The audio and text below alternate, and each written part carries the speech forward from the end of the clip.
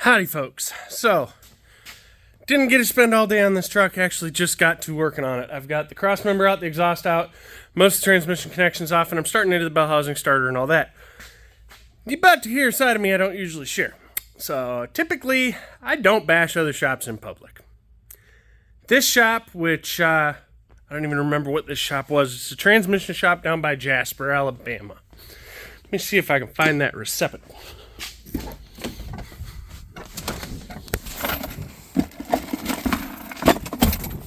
I have the receipt.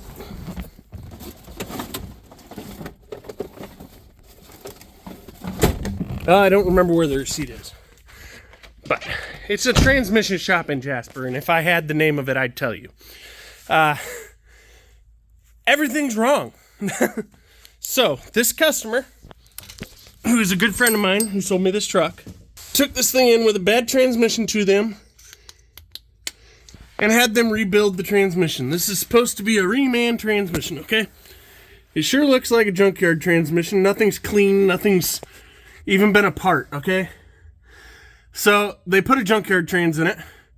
That blew out. They put another junkyard trans in it. That blew out. He paid him for a rear main seal, which you can clearly tell was never done. And then now I'm down here, I'm like, I'm going to start taking out bell housing bolts, you know? Next step. They are all finger tight under here. They never came back and tightened them. They're also missing the nut that retains the freaking plate to the back of the motor up there. Bunch of these electrical connectors were missing locks. Most likely what caused the failure was a poor connection. The cross member was just chilling here. No nuts on it. Everything is done wrong. If you could do it wrong, motherfuckers did it wrong. If you could do it worse, I'd be impressed and still have it drive.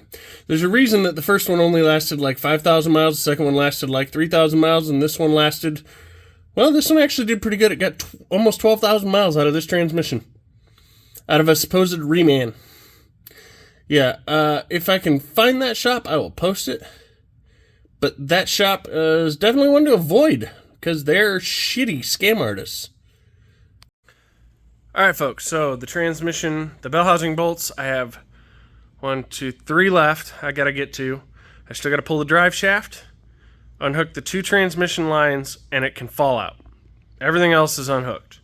It can't fall out because the truck's not high enough off the ground. Scotty does have a jack he said he'd bring over, so I'm probably going to try my damnedest to get a day off this week.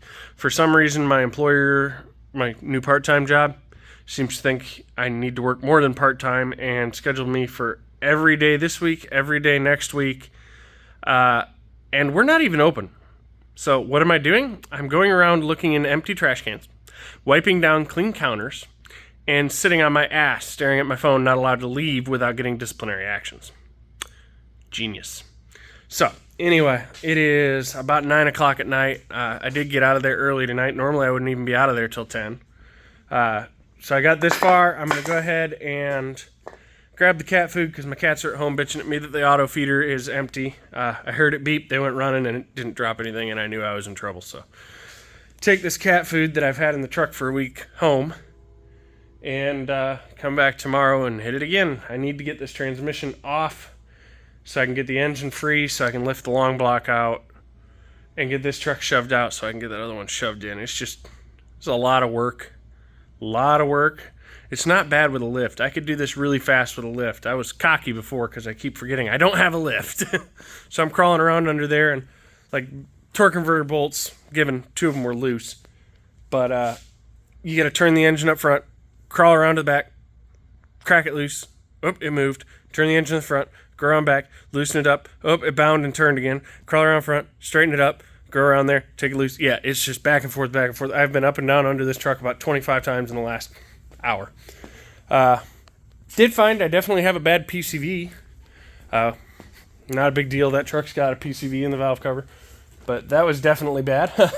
My intake over here is slowly puking out oil. So that means that intake's full of oil. I'll have to rinse that out before I put it on the new motor.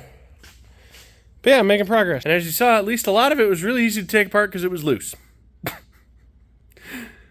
Joy, oh joy. I found one tight torque converter bolt and 2 tight bell housing bolts. That is it. That is all. When I took cross member out, the transmission actually sagged off of the engine. It was that loose.